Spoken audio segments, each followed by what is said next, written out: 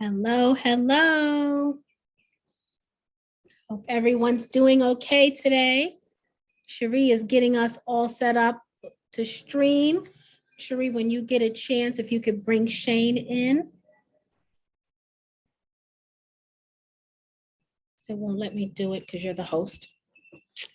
Hello, everyone. Happy Monday. Hey, what's up, Tawada? Hi, Shane. How are you, dear? Fantastic. I'm doing Good, good. Cherie is getting us all streamed up, putting us in all the places so that all the people can listen to all of this wonderful information you are about to give them tonight.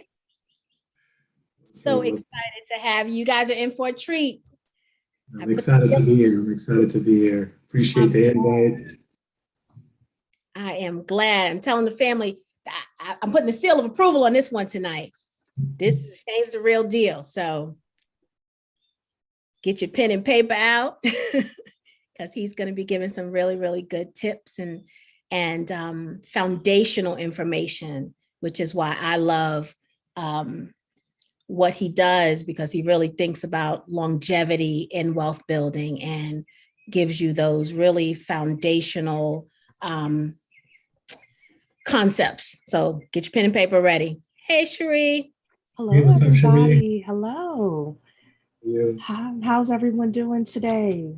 Today is a good day, busy day, but good day. Well, I love it. I love it. So, all right, everybody, welcome. It's 6 o'clock, so we're going to begin on time. Welcome to the 10K Project. We are the largest community of investors who actively fund Black-owned businesses. The way that we do that is every week we host something called a Bet on Black pitch. It is similar to Shark Tank, just to give you an idea, if anybody is new here. But the way that we do it is that we do something called equity crowdfunding. And equity crowdfunding is when a bunch of people get together, put in small amounts of money in order to fund a project or a business. In our case, we fund Black-owned businesses. And on Tuesdays at 8 p.m. Eastern Time, we invite an entrepreneur that is raising funds through equity crowdfunding. They come to our community, they present their business to us, they answer our questions, and then you as an individual investor gets to decide if you want to invest in that business. If you do, oftentimes the minimum investment is $100 and you are purchasing shares or equity or partial ownership in that business. So, we have membership that is open and available. We know that membership is rising. It actually rose yesterday. We're just waiting on our technical team members to actually pull the switch. They already have it done. So y'all are lucky now. If you still want to get in at $100 for the gold membership, I wouldn't delay. I would open up a separate tab right now and go in, because we've been texting them and they are like basically ready to go live with the increased membership. So increased membership will be $30 a month or $300 for the year. And then we also still will have our 6 months of financial planning sessions, which Tawana is going to talk about that. And we are so appreciative of all of you over the past couple of weeks that have signed on to that. Freeman Capital is very busy getting the information to you so that you can begin that journey. But I'm going to toss it over to Tawana to talk about that, as well as any other announcements she has before we jump in with tonight's discussion. So awesome. So yeah, as Cherie stated, we've partnered with Freeman Capital. They are a Black-owned financial planning firm that is committed to helping 10K Project members get to a better space in the wealth gap, right?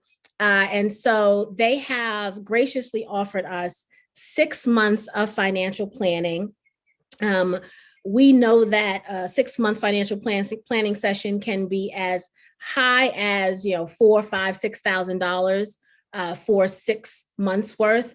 And that's even with limited touch points. What we're offering is unlimited touch points in a one-on-one counseling session. So you'll have a counselor associated directly with you. So you're speaking to one person, working with one person for the entire 6 months. You're also able to get a wealth plan and budget information and all the things. And we are offering that to you for what we believe is a very economical amount of $597. And we actually have several of our members that have gone through this program. If any of them are here in the chat with us this evening, please don't hesitate to comment on your experience. But we've heard great feedback, both from Freeman Capital about our members, and then also from our members about Freeman Capital. Freeman Capital always brags on how the 10K members come to them so prepared and ready and eager to learn and to get things in order. We had a few members even say that, they wanted to get in before the price change, but they weren't yet ready because they had a few things they had to do. And we told them, go ahead and get it. And we'll let Freeman Capital know that you're just not going to redeem it right now until you're ready, because it really is about mindset, right? So you have to be ready to get this. And so this is not about us selling you a $597 package. This is about us telling you it's out there. So when you are ready for it, please take advantage of it, because you got to be ready first. Otherwise, it's a waste. And so we don't want you to waste money. That's the whole point, right? The whole point is to learn all the tricks and all the tips and all the things so that we can retain our dollars, so we can have disposable income to save and to invest and to multiply, right? So that we can get to this thing we're always talking about. This generational wealth is possible, but it starts with us, and it starts here today with us. So everything we do has to be with that in mind. So with that said, I'm super excited to introduce you guys to Shane Skeffrey. Shane and I have the privilege and the honor of working closely with him. We are the president and vice president of an investment club, and he is one of the smartest men I know. And he's always thinking about how he can make a better future for his daughter. And so, everything that Shane has read and has learned, he does that with his daughter in mind. And I'm sure he'll mention her tonight, because he always does, right? It's like she's the catalyst for his change. And I love that about him. And we always talk about finding your why. That's the thing that keeps you going, right? Keeps you motivated, keeps you focused. Shane's found his why. And so now he's going to share all the things that he's learned about it, with us this evening. So Shane, thank you so much for joining us. Super, super excited to have you here.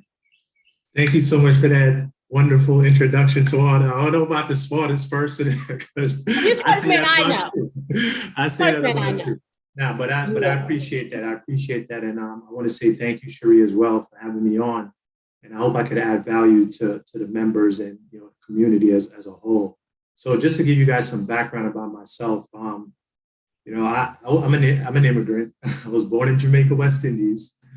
Came here in 1988 after a disaster in my country. A hurricane hit, and my family wanted us to get a different scene, so we came to the U.S. Since I came, I've always looked for opportunities. I always wanted to be more and to get more. So my first thought process was, you know what? I'm going to get a job and I'm going to climb a corporate ladder. So, growing up, not a lot of us learned about investing or business ownership unless you had somebody that modeled that for you. So that's what I did. I jumped into corporate, and every time a position would go up, I would apply. I would apply. And I kept going up and up and up. And then when I realized, when I got to a certain point in the corporate structure, there wasn't as many opportunities anymore to keep going up. So I started to look outside of other ways to make money. So I initially got involved with a networking marketing company. A lot of you may have already heard about it anyway. And when I got involved with them, the goal was to build some wealth outside of the corporate structure. And I read Rich Dad Poor Dad. And for you guys that are in the chat, if you have never read the book, and sometimes when I talk, I try to not assume anything. And some of you may say, well, I know that already, but some may not. I read the book Rich Dad Poor Dad, and it taught about the cash flow quadrant. And it had a circle with 4 quadrants. In the upper left-hand corner is the employee quadrant. The lower left-hand corner is the small business owner. Upper right-hand corner is the business owner, big business owner, and the bottom right-hand corner is the investor. So I wanted to figure out, how do I get from the employee over to the business and the investor quadrant, which a lot of times we don't have the ability to do that because we don't have, there you go, thank you so much for sharing that. We don't have the ability to transition into those fields because we don't have the connections or the network. So I started out, as I said, with Amway, learned a lot from them, and they taught me about business ownership. So from a business owner standpoint, you generate money and you create a business, and the business will generate the money for you, right? As an employee, your dollars and your ability to generate money or income is tied to your hours that you put in as an employee. So you can't work, I mean, you can, but I don't recommend working 24 hours a day, but you can't work 24 hours a day. It's tied to that. So you have to figure out a way to change the way you look at time and money. So the flow of the way generational wealth is created is through business ownership and investing. So most of us are on the left side of the quadrant. We have to figure out a way to get to the right side of the quadrant. So that's my mindset, and that's what I live by, and that's what I preach. So fast forward to 2017. I met a beautiful group of people through a webinar, and we started to explore investing in cryptocurrencies. And that was another asset. So I said, okay, this is cool. Let's learn about crypto. And as we were moving forward, we had an opportunity to invest in an ICO, initial coin offering. And for us to do that, we had to form an organization, which started the process of the investment club. So we did that with the goals of doing that. And then it kind of spun out and transitioned into just not crypto, but investing in all different types of asset classes. So that's where we are right now. So for me tonight, what I want to do is kind of give some foundational basic information that, as I said, some of you may already have it, some may not, about investing and the thought process when you're investing as a mindset as an investor. So I'm going to pump the brakes for a second there and come up here. If you guys have questions and want to go in a different direction, just let me know. Nope, this is the perfect direction, right here. So as far as an investor, there's a difference between a consumer and an investor. From a consumer standpoint, you're thinking about the pricing of an investment. You're thinking about how much it costs to get in, et cetera, et cetera. But from an investor standpoint, you should be thinking about the return on that investment. How much can I get for the return on this investment that I'm going into? But before you get into the investment, you have to have some basic foundational things that you have to be thinking about first before you even start investing.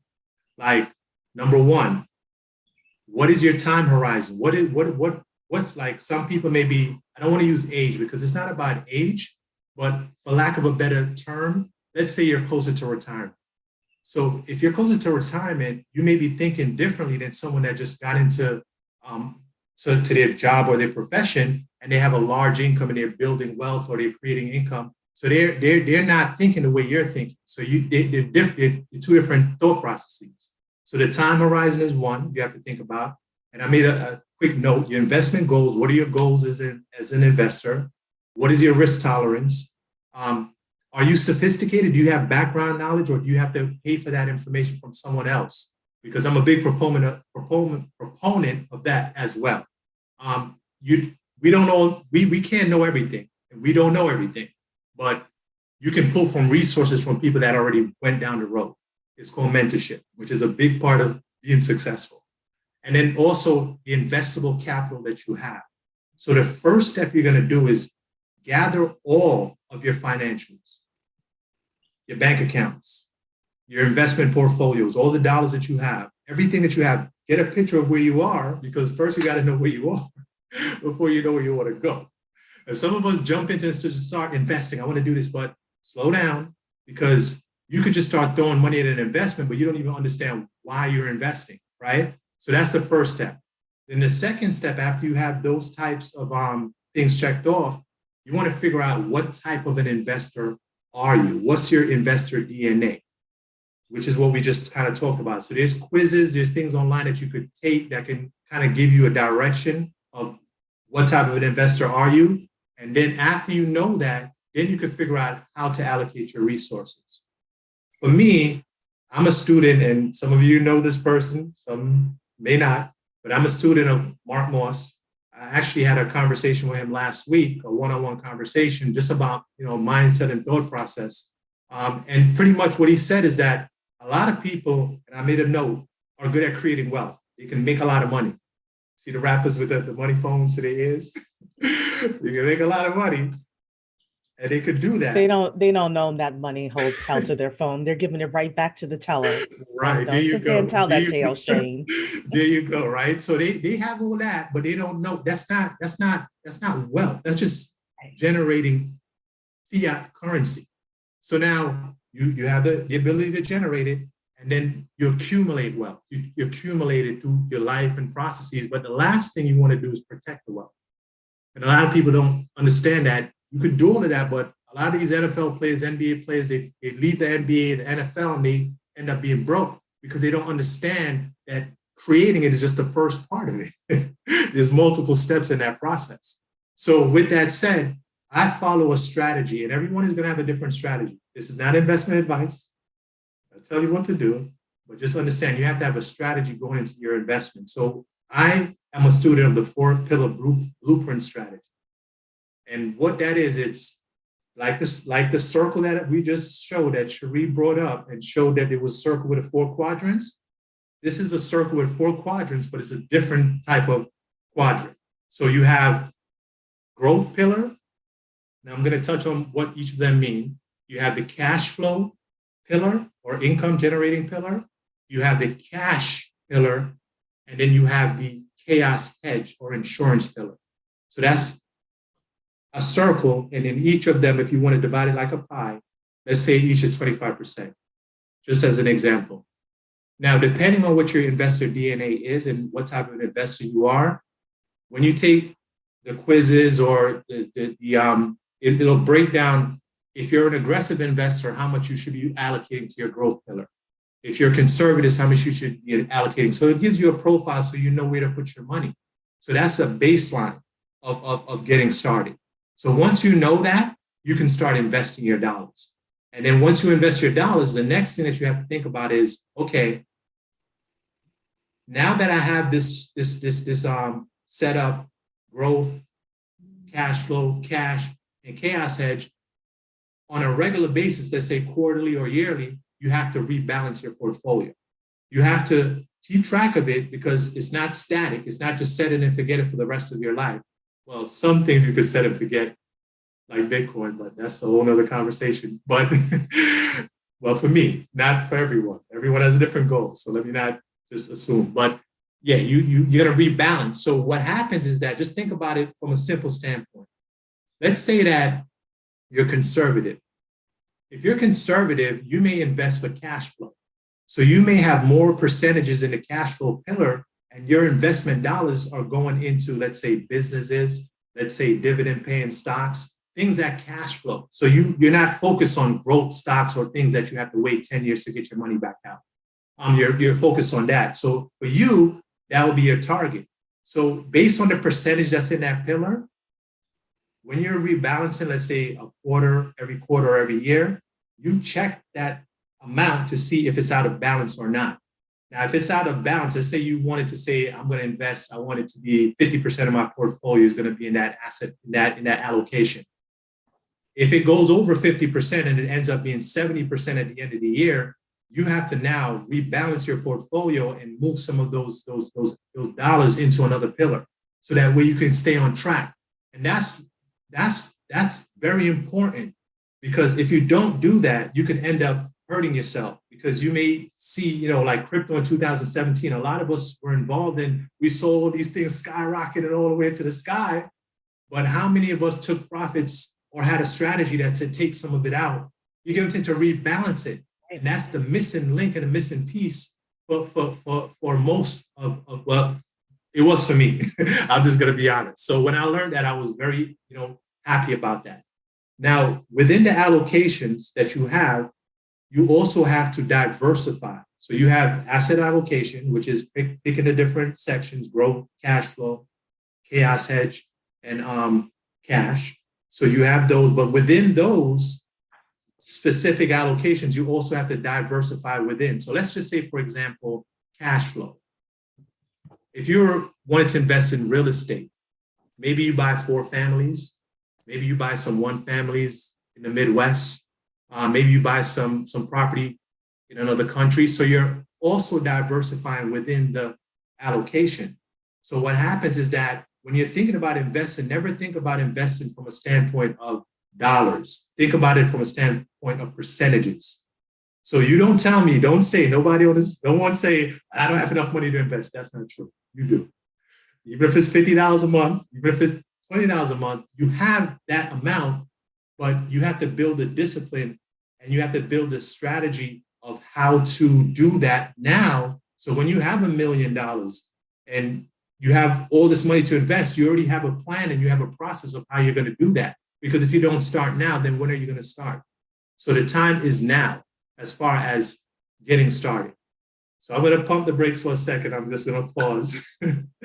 I'll jump in and questions. Yeah, and guys, if you have questions, please put them in the Q&A. I'll jump in and I'll say, Shane shared this information with our investment club, and it actually changed the way I invest. I was one of those people trying to make up for lost time, right? Just throwing money at everything, right? And not realizing that I needed to have the strategy. And using the pillar model, it really has helped me to be able to focus and to really strategize and really take the information that 10K Project is sharing, right? Because I'm a student of this as well, just like you guys. Take the information that we learn when we have the guests that come, and I'm looking at where they fit, which of my pillars they fit in, right? And then deciding where I am to make the determination. I do it with the pitches. I also do it with the guests that come in. Like when you think about the business buying, I needed more in my cash flow, right? I didn't have anything in my cash flow. And so now my focus is my cash flow, right? And then maybe in 6 months, I'll focus on something else to see where I am. So this is very, very helpful. It aligns you, right, with your goals. Because otherwise it just seems like you're throwing money at a bunch of things. And I was throwing money at a bunch of things that definitely would not have a payout for 10, 15, 20 years.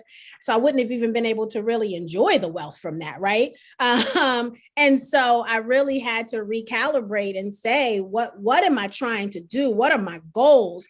I know I'm trying to catch up for lost time with investing, but what does that really mean, right? What do I want to be able to do? Who am I doing it for, right? Am I doing it so that my son's children can have wealth, or am I doing it so that I can enjoy a little bit of it before my time is up too, right? So what really is the goal? And so this was very, very helpful. So I have a question, and somebody, Eddie asked it as well, the 4 wealth pillars. So I got 3, but not the 4th. So I have here growth, cash flow, cash, and what's number 4? Chaos hedge. Yeah. What is chaos hedge? What is that? Insurance. So for example, you can use gold as a chaos hedge against, inflation, right? So these pillars move differently based on what the economy is doing. So let's say, for example, you are conservative and you want to protect your portfolio. You're not looking to go for the moonshot with the growth pillars. So you would put more of the allocation into the insurance section, like commodities, gold mining stocks, so things of that nature. So you don't have to buy the physical gold. You can actually buy a gold stock or a gold miner stock for a more higher upside. So that would be represented in the chaos hedge or insurance pillar. So it's like gold and things like that. Like if there's inflation or volatility, then you buy these things in order to offset that. Right. Okay. Exactly. Okay. Exactly. Got it. Somebody else asked the question here, Raphael. With rebalancing, do you always sell off a position, or can you just change the allocation of your investment dollars going forward? Great question, Raph. Well, it depends, right? So everybody has a different plan of investing. Some people may come in and say, I'm going to invest X amount of dollars in general, let's say 10,000, and that's it. I'm not putting any more in the market. So if that's you and you're that person and you have a set dollar amount that you're investing, then you're going to rebalance it based on the investments that you have, right? You're going to sell one, put it in something else. But if you're someone else, you may say, you know what, this is out of balance. Let me add some more dollars. It's pillar. So the new money going in will go into the pillar that you want to add. So how do you determine what pillars should be at what percentage? Is this something that you go over with a professional? Do you go over with your family? Like, walk us through that process. Right. And look So, at Tawana smiling. Because I know he knows the answer to that. Yeah. So what happens is that for me, there may be things online that you can look and tap into, but for me, I have a quiz that was shared by Mark Moss because I'm a part of his group. I've been a part of his group for quite some time. So a lot of the knowledge that I have is learned knowledge from him. Now, for people that don't know, he's been a professional investor for over 20 plus years, lost a whole bunch of money back in 2008 because he was over leveraging real estate. He had all his eggs in one basket. So he created a quiz. And when I spoke to him, I asked him, can I share the quiz with the 10K project? Because I know it was going to come on. And he said, yes. Okay. So it shows you all the questions, and each question has a score. So once you're done with the questions, it'll add up your score. And then based on your score, it'll tell you how the pillars should be allocated. 60% growth, et cetera, et cetera. So that's his method. Now, I'm sure if you go to maybe a financial advisor, they may have their own strategy, but that's the one that I use. Great. There's a question in here. Juanita's asking, did he say Mark Moss? The answer is yes. Mark, M-A-R-K, Moss, M-O-S-S. So that is correct. And he has a YouTube channel that he posts at least a couple of times a week. So if you all are interested in hearing more from Mark, you're able to do that. So now another thing that I wrote down here, and Tawana, you can jump in whenever you're ready. You talked about the investor DNA, and you had talked about the 3 areas, making money, accumulating wealth, and then protecting your wealth. One of the things that I believe is a good from social media is that we are learning from the mistakes of the past. We're learning from our parents' generation, grandparents' generation, great-grandparents' generation, and it seems like younger people are getting smarter about making money, right? I also believe I'm seeing a lot of younger people getting smarter about investing earlier, even though sometimes I hear stuff and I'm like, ooh, okay. But I do believe that. I wanted you to talk a little bit about some of the lessons that you're seeing, some of our, like you said, your daughter, or Tawana mentioned your daughter, or, younger people, some of the things that they're doing that are mistakes that our parents made that them as a grandchild, for example, are not going to have to struggle through. Because I think that that's important as well. You want to go first? Yeah, I think that for the younger generation, they're more tech savvy than we were, and they have a lot more access to information than we ever did. So they're not just listening to someone tell them something; they're going in and looking it up themselves. So with that exposure to technology, they're able to get the data, and get the information. From a personal standpoint, for me, I like to share all the goods and the bads with my daughter, and I let her know the ups and the downs. Her name is Sky, so shout out to Sky. She's gonna be like, Dad. So she's in St. John's University right now. She's a student, and I'm extremely proud of you, by the way, just so you know. So yeah, what I do is I try to share what I'm doing with her, so she kind of sees what's going on real time. There's this one recommendation I would make, and I'm not promoting any product. So again, I'm just telling you what I use. There's this game called Cash Flow Quadrant, and it's a board game that was created by Robert Kiyosaki, and it teaches you about investing and how to get out the rat race. So that's a good tool to teach the kids and the younger generation that are close to you about investing. But I don't know if that answered the question specifically, Cherie, but that's just a mindset as far as when it comes to the next generation, the way I see it, the technology exposure, and then just having the ability to get information themselves as opposed to waiting around. Like my daughter, I said to her the other day, you have money? She said, no. I said, you want $50? She was like, yeah. So I was about to give her the money. She's like, no, can you sell it to me? Can so you like, Cash App?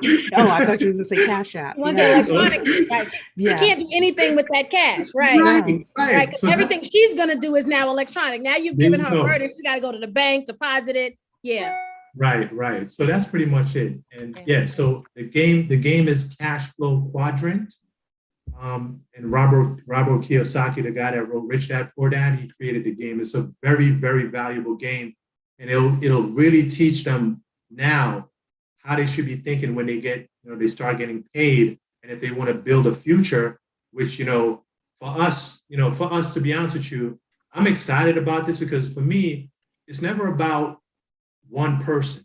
It's about the whole, right? So as a community, other communities understand teaching their next generation about wealth creation and wealth accumulation and wealth protection.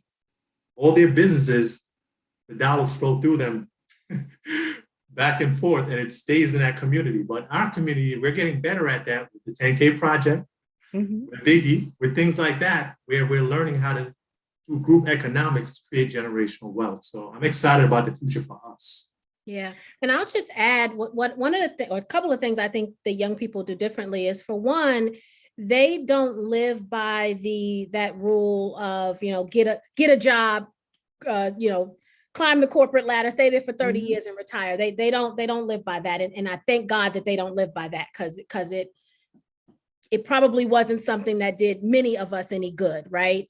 We could have advanced faster, built wealth faster, not following that recipe. But we learned from a generation where that did work, right? That worked for our parents and maybe even our grandparents, but it did not work for my generation. I know, trust me, I followed that recipe and it ain't working. And so, young people tend to do their own thing. And as an HR professional, I love that they do it. And I even tell young people, don't stay at this job. You give it 2 to 3 years and move. And so it's funny because I had a young person tell me the other day, she's like, my mother said not to do that. I said, listen to me. I'm not telling you not to listen to your mama, but don't listen to your mama because she ain't right now. 2 to 3 years, and then you go somewhere else, right? You'll make more money. You'll have better opportunity for advancement. And then you rinse and repeat that thing for the next 10 years, right? That's how you build wealth if you're going to be an employee, right? You're not going to do it sitting in the job, maybe getting 2% every year, if that. So I think we just have to, what young people are seeing a different option than what we saw. The other thing is they're fearless, right? That they're fearless. It's amazing. Like even when we have young entrepreneurs come to the 10K, I am in awe of how fearless they are. They have ideas and they just try to see if it works, right? They take risk. They're not conservative, and many of them are not conservative in their thinking. They are creative enough to believe it's possible, right? And they try it. They don't talk themselves out of it. They don't let their friends talk themselves out of it. They're like, I'm gonna try it. I know you said it's not gonna work. I'm gonna try it. And it works. And they're building tremendous wealth. And so we could learn a lot. It's not too late for us that are over a certain age. It's not too late for us. We can learn a lot from the mindset of young people, that are willing to take risks to get what they want. And just step out from the norm and try something different. It's working for them. And I think it could work for us as well. We just have to, change our mindset and be a little brave. So we have some questions here for you, Shane. Beulah has a great comment here. I am afraid to put money out there and not intelligent enough about what to do, as Steve Harvey says, and just jump. What are your thoughts with regards to that? So you're afraid to put money out there. But okay, so think about it this way, right? Now, where are you putting your money? In the bank? Because if you're putting your money in the bank, just keep in mind that it's getting eroded through inflation. It's 0.0, I believe, 6% interest that you're making. So if you do that, which is a lot of us learned that, and there's no knock on if you do it or you don't, but we were taught to save and to keep saving money.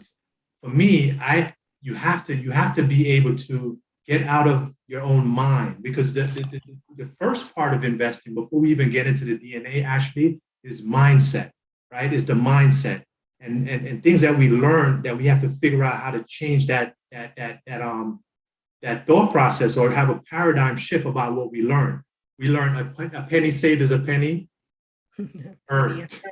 Yeah. But is that necessarily true? I don't think so, right? So we have to learn how to change the mindset and the thought process. And again, take small amounts. Don't go into a situation where you're putting all your eggs in one basket. Let's say, for example, if you're afraid to step out with something that you could afford to lose. Now, some people may say, I can't afford to lose anything. And I understand. But just instead of buying, let's say, something that you really like, I don't know what that could be, take it and just invest it. And then see what happens. And then, little by little do that. And then seek out, maybe start looking, as Mark is a good resource.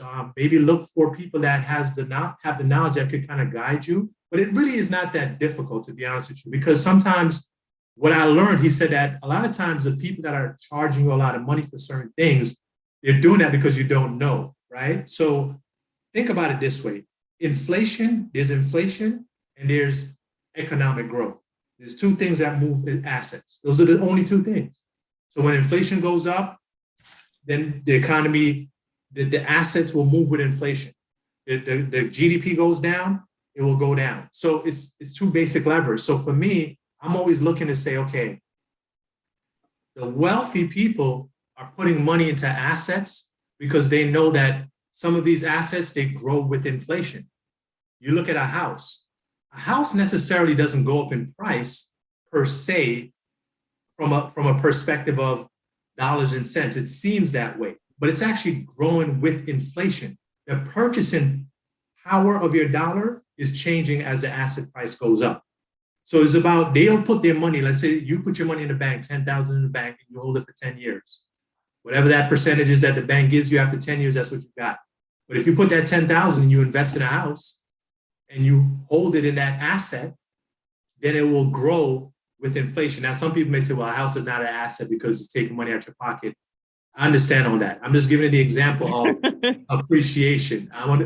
Right. Because if it's a rental property, I would not follow that as a Black person. That is the one thing Robert Kiyosaki says and Grant Cardone says, that I'm like, we cannot afford to follow that rule that they have for themselves. So, but go ahead. So it's something that is valuable and tangible that you can always pull from. And I know I kind of went off on a tangent with the answer, but the long and the short of it is, figure out an amount. After you look at all your finances and you look at you gather all of the financials, the bank accounts, whatever you have, look and see what you can afford to move from, let's say, the movie money over into an investment. And start out when I share the investor DNA quiz with you, take the quiz, look to see what type of investor you are. So that'll give you a baseline to start. And then maybe you just start allocating, as I said, it doesn't have to be a big amount of money. It could be $50, $20, whatever it is.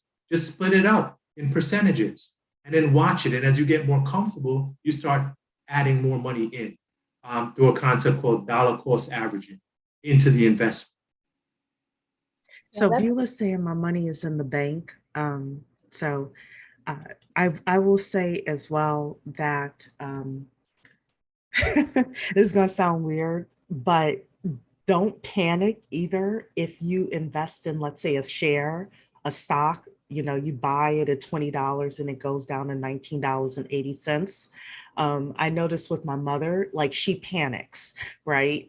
And, you kind of don't want to like watch it like that. You want to be able to put it in there and say, okay, once a quarter, whatever, I'll come and I'll check on it. But And Beulah also says, I'm not afraid to lose $100. What can I do with, or what can I do? I think she's saying, what can I do with that? I think that answer, Beulah, for you is going to be different for everyone, right? We all have to decide how much disposable income we have, right? what are we willing to take a risk with? That risk could render a reward or it could be a loss, right? So what are you willing to risk? You know, for some, it's $100. You know, we talk about the Bet on Black pitches. Many of them have a minimum of $100, but many of us invest way more than that, right, on a particular deal. And so what are you willing to lose? Because you have to be willing to lose it, right? That is the worst case scenario, and you got to be willing to lose it. And so we don't want people to invest money that they cannot afford to lose. So you've got to find out what that amount is for you, right? And then make the commitment to have a strategy, right, on what it is you're trying to do, and just wait and see. And maybe you start with a small amount. This is not meant to be, it's not meant to be intimidating, although it can be intimidating, right? So you have to really go into it with the right mindset. You're going to hear that term over and over again, because I'm telling you, once the mindset is in order, everything else falls into place. And I know there's some of you are like, I don't even believe that, but I'm telling you it's true. Once you get your head right, it all falls into place. And utilize the resources we have here, right? So I see all the names in here. Many of you are 10K members. For those of you who are not yet, we welcome you. We hope you join us at the10kproject.com. But think about the things that we offer you here. We have The Economist comes on a regular basis and talks about, teaches us about wealth from an economy standpoint, right? What's going on in the world, right? So you should be watching those sessions, right? Cherie talks to Dr. Cherie talks to Cherie. and they share information that's going to help us. Watch those sessions. We've got the 6 months financial planning with Freeman Capital, right? If you're ready to make a change so that you can figure out how to get disposable income, you should be making that arrangement to make those sessions. All of the wealth building seminars, right? We talk about the cash flowing assets, you know, one of the pillars. We've taught you how, for those of you who have attended, how to buy businesses, right? We've brought how to invest in hotels. We brought an amazing gentleman who's actually coming back with a surprise for you guys. I might leak it tonight, that came and talked to us about real estate investing. He's actually going to do a mastermind for us. And you guys loved his first session. You emailed Cherie and I and was like, oh, that was great. That was great. He's coming back to do a mastermind for us. And so use all of these things that we're sharing, right? We're going out and we're finding people who are doing amazing things so they can come back and teach you. The whole point is so that you can find for you what clicks, right? I've shared before, we've had a lot of guests. The thing that has clicked for me is business buying, right? It's kind of my thing now. And so we share enough and expose you to enough alternative investment opportunities so that you can try to figure out what your thing is. And you can try to figure out what's that thing that's going to help you get that disposable income. And what's that thing that's going to help you be able to be a more savvy and healthy investor, right? And so all of that is the recipe in the soup called building generational wealth. Yeah, I will say one more thing, Beulah, about the $100. At the very least, you can buy something called fractional shares. If you're just getting into the stock market, or you decide that you want to grow, whether you're doing dividend stock investing, which we're having that next Tuesday at 6 p.m. We have our guests coming on, members only, to talk about dividend stock investing, or whether you're buying for growth. Fractional shares is something you could do with $100. Even with our business buying, the minimums that we're seeing are 1,000, right, Tawana? For the business buying? For the business buying, investing, it's going to vary. Every deal is different. Yep. Okay. So there will be opportunities even with the business buying that are potential for you as well. And the final thing I will say is, oftentimes when people put together their numbers, they discover they're not as broke as they think they are. You discover that you have more investable opportunities than you think you normally would. So you may discover, Beulah, that, hey, you know, I can put $500 towards this type of asset, you know, but I am a fan of us starting kind of small and just buying that first asset and then figuring out as you go. We have. I'll say this though, Shereen, then I'll let you go. Here at 10K, the other thing is we're not. This is not get rich, get quick scheme, right? No. Nothing we bring to you is that, right? And so if you're not patient enough, right? If you don't have the patience to come up with a strategy and then watch the strategy kind of come to fruition, then this is not for you, right? Because this is not the place where you're going to come and learn how to flip $1,000 in 30 days. That's not this. And so when, the things that we're teaching are foundational strategic opportunities that are going to allow you to do exactly what Shane said, right? To create the wealth, right? But then also to protect the wealth. And if there's a, flip the $1,000 in 30 days thing, I welcome you to find it, but it's not going to be here.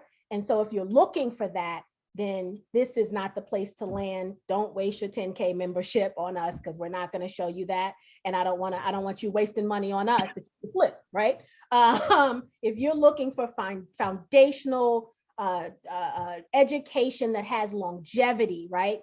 Information that you can pass down to the generations so that they can continue to build on the legacy you start today, then this is the right place for you. We would be honored to have you be our members if you're not already. For those of you who are already our members, you guys know how we feel about you already. But we'll say it again, we absolutely love you and adore you. And we're so grateful that you've been riding with us for these, 2.5, almost 3 years now. Yeah.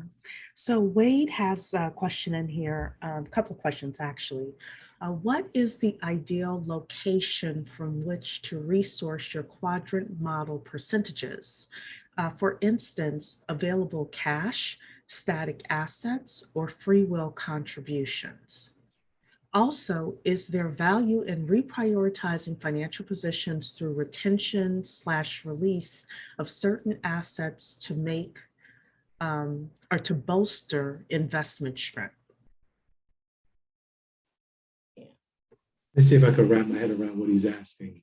So the first question was, where do you access the 4-pillar strategy? Was that the first question? The ideal location from which to resource your quadrant model percentages amount. So you're going to share the investor DNA with us, the right. With us, right? And from that, we can also, and actually, Cherie, maybe we can put this together, just kind of something quick. We can put together the visual for the 4 quadrants. We can put together the growth pillar visual. And then when they take that DNA, investor DNA survey, they'll be able to see the score, right? And in that survey, it gives you what your score is and kind of tells you where you should, not where you should focus, but it kind of gives you the percentages for each bucket based on your aggressiveness, based on your risk aversion or not. So I think that will help Wade. Yeah, it'll actually show you specifically what percentages to put in each pillar based on the score that you come up with from that quiz. So you'll actually have the data right in front of you. And the second part of the question, could you just repeat that one more time, please, Cherie?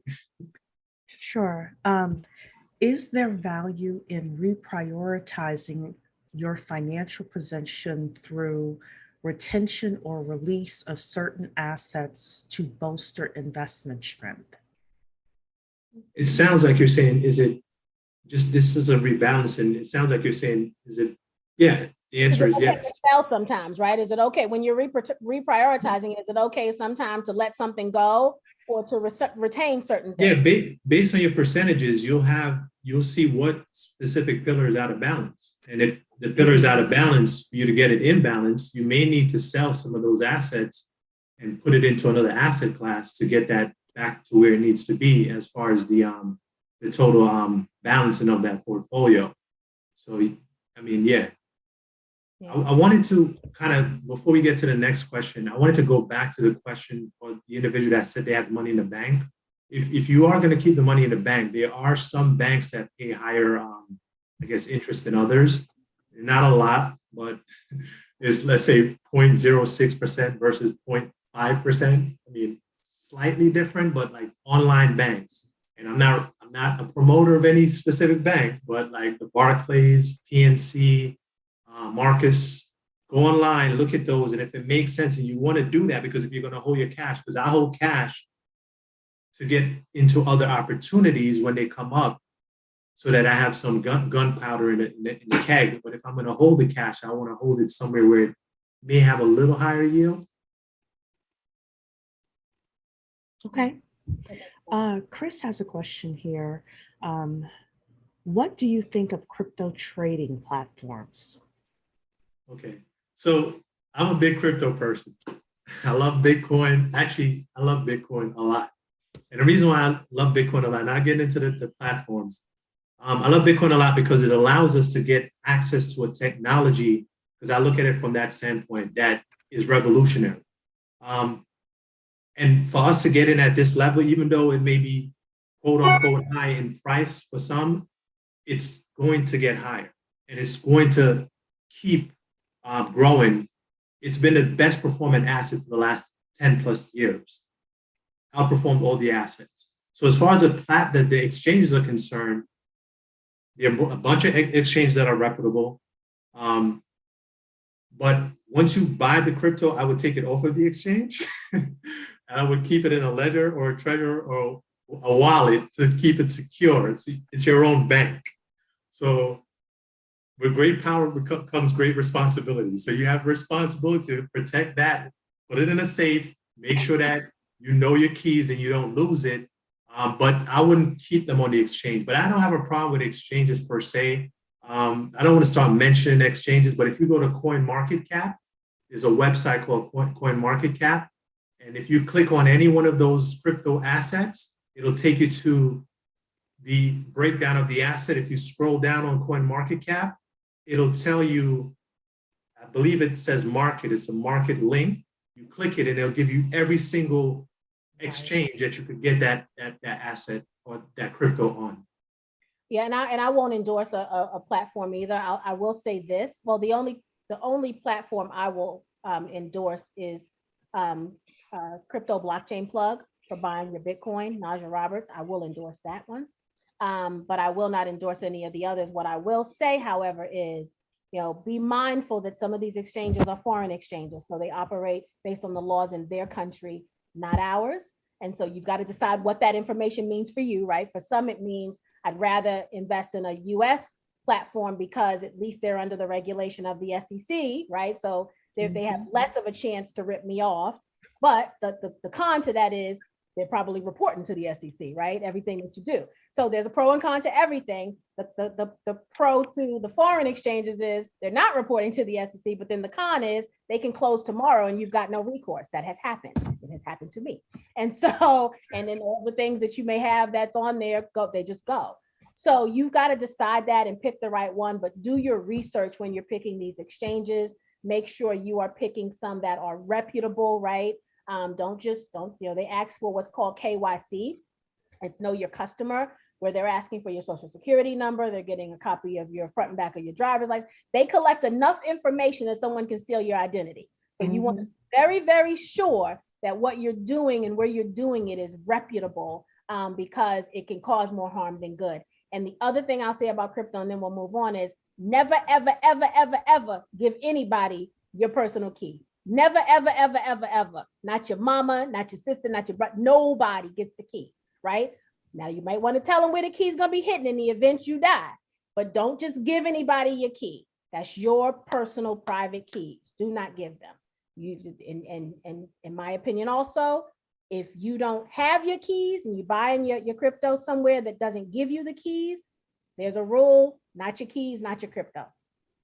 So consider that when you're buying these fractional shares on some of these apps that, maybe make it convenient to buy it, but they're not giving you your asset.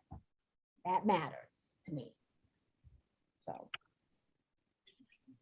So we have another question here from Kenneth, or a request for Tawana from Kenneth. Kenneth said, no? to suggest that employees stay long enough to become vested in their corporate retirement program, which could be 5 years. Kenneth, first of all, you're assuming they even have one, right? You're assuming they have a retirement program. You know how many companies these days don't have a pension? They don't have a match. And if they do have a match, it's a pitiful match. Even though the executives walk away with millions and billions of dollars, the average employee is not able to build any wealth based on their 401k.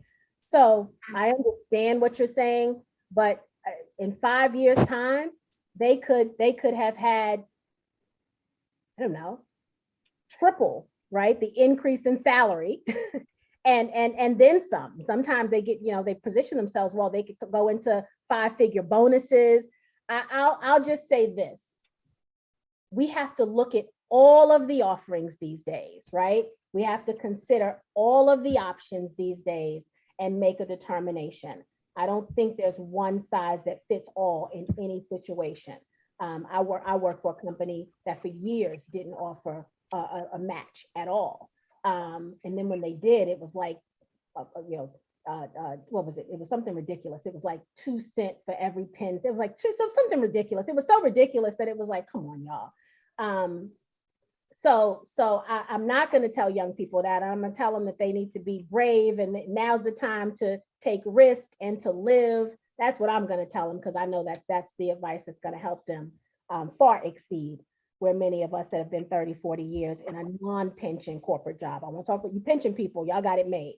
But the non-pension, yeah, you pension people, y'all, what's up, right? I have a cousin that has 2 pension checks. They stayed 20 years at 2 places, and they're only 55, right? 2 pension checks.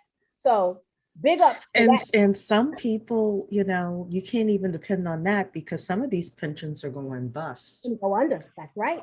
Some of these pensions are going bust. So, you definitely want to maneuver accordingly. So Talisha's saying this article highlights that if you stay longer than 2 years, you get paid 50% less. Yeah. So there's we call it statistical proof that if you move jobs, you get paid more. Definitely. Some HR looked at you badly when they looked at the resume and saw you job hop. That's what we used to call it. That's not a thing anymore. Because HR people now understand the right way to play this game. So we don't judge people negatively. When you see 2 to 3 years, that's good. That's longevity. Yeah. Well, yeah, I mean, because when we came into the workplace, I came into the workplace in 97. That was a no-no, but now it is a thing. And the other thing is that some of you, and I'm going to start this up again, some of you need to look at changing careers. Y'all know I've been banging the drum about robots. Y'all know that. Some of you are in danger because you have jobs where you could be replaceable, and some of you need to look at getting technology certifications or other types of opportunities. So we are going to be bringing back certain people to talk about tech certs, as well as trades. Some of you want to get into appliance repair, and things like that, where you can make really good money. So we are going to have some of those people come back through and educate you so that you're able to get into some of these higher paying jobs that are not as sensitive to the robots that are out there. So, yeah. That's 100% correct. 100% correct. I know we're winding down, but as we wind down, I just want to say again, thank you guys for having me on. I appreciate it. You're looking at 2 of probably the best leaders that I've come across in quite some time. They move the ball forward with their actions, and you gotta, you gotta support that. You get what I'm saying? Because it's not easy as a leader sometimes to step out and start moving, because it's a lot. So if you're a part of the project, and I'm speaking to myself too, because I'm with Tawana, she knows me. We're on the phone all the time. We're on the Zoom all the time. So it's about supporting each other. And for the ones that are thinking about mindset, I would recommend, there's a book actually called Mindset. I think Carol Dweck is the author. It talks about growth mindset versus fixed mindset. It's a good read. There's another book called The Talent Code. I forgot the author's name, but if you Google it, you'll find you'll see it. But it talks about how people learn things. And you may think that, oh, well, that person, I could never do that, or I could never do that. That's not true. We all can do whatever we decide to do. So I just wanted to leave you guys with that. As I said, I appreciate the invite. Thank you, guys. Great. We do have Wade with another question here asking you, Shane, about what is your take on staking with cryptocurrency? Staking seems to give the impression of being an option to give you a higher yield on your money than traditional banking. Yeah, I think, that's a great question. If you're going to stake, what I would recommend that you stake would be stable coins. And yeah, it's a high yield. It actually could go inside the cash flow pillar sometimes because of the yield that some of these staking platforms offer. But you have to also be careful. It's crypto. With any crypto play, you have to pay attention because again, you're staking it with a company or a platform, and it's a counterparty risk. But it's a good way to instead of keeping it in a bank. That's actually one of the recommendations Mark made to the group. I'll just share it since you asked. The cash position, he recommends staking, stable. So that's a good strategy. Good. Well, while we were finishing up, I did do the 4 pillars of investment graphic, so that's ready to go. The Knowledge Center, it's a member benefit. Membership has its privilege. Okay, y'all got the got the memo here. So you have to be a member in order to get this. Shane is going to send me the quiz, and then I will send everybody. I'll send it out to you tomorrow. I'll send you the quiz, and I'll send you the 2 graphics, and then we'll also make sure to get that in the Knowledge Center. How do you feel about Robinhood and Coinbase? What are your thoughts, Shane, about Robinhood and Coinbase from Norris? I want to say no comment, but that's all you have to say is no comment then. No comment, Norris. You have to read between the lines. We're not going to endorse or bash any. I'm not going to do that. Yeah, I'm not going to do that because read again, between the lines, Norris. Janine is saying, please put the 2 recommended books in the chat from Shane. Shane, can you tell us again what the 2 books are, please? Yeah, the first one is Mindset, and I believe the author's name is Carol Dweck. And then The Talent Code. This one is a powerful book. It changed the way I thought about learning anything. It's just a quick plug. I just started a new company. It's not off the ground yet. It's brand new. It's called Mylan Consulting. And I'm like Tawana, we're going to be doing, buying businesses. But the Mylan part of it is, I got that from the book, The Talent Code. So when you go into it, you'll learn about what Mylan is and how to grow your mileage. Okay. So Shane and I are in an investment club together, as I stated, and we started doing a book every month that we share with the members. And one of our members recommended a book that I actually started reading, and I absolutely love it. So I'm going to share it because it does have an adult word in it, and I don't know if there are children watching, but it's called very, very good. So you can see what it's called, right? So what yourself. But the book is one of the things that we do as a people is we get in our own way, right? Get way in our way. We talk ourselves out of a good thing, right? We overthink everything, right? We distrust sometimes, which causes us to get in our own way. And this book is really awesome because it's helping me get out of my own way. And so I would recommend this one as well. Well, I want to thank everybody for being here today. Thank you, Shane, our guest, for coming and sharing your knowledge. And everybody, we will see you tomorrow evening for the Bet on Black pitch. Tawana, do you want to give a hint? Tomorrow's calendar is... tomorrow's founder is actually in the cryptocurrency space.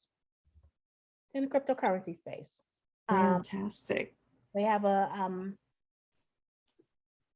it's like a community coin, probably is what I would say. but definitely come out and learn about them. They're actually what I thought was interesting about this company was their minimum is lower than anything I've ever seen before. So I thought that was interesting. So Beulah, this is not financial advice by any means, right?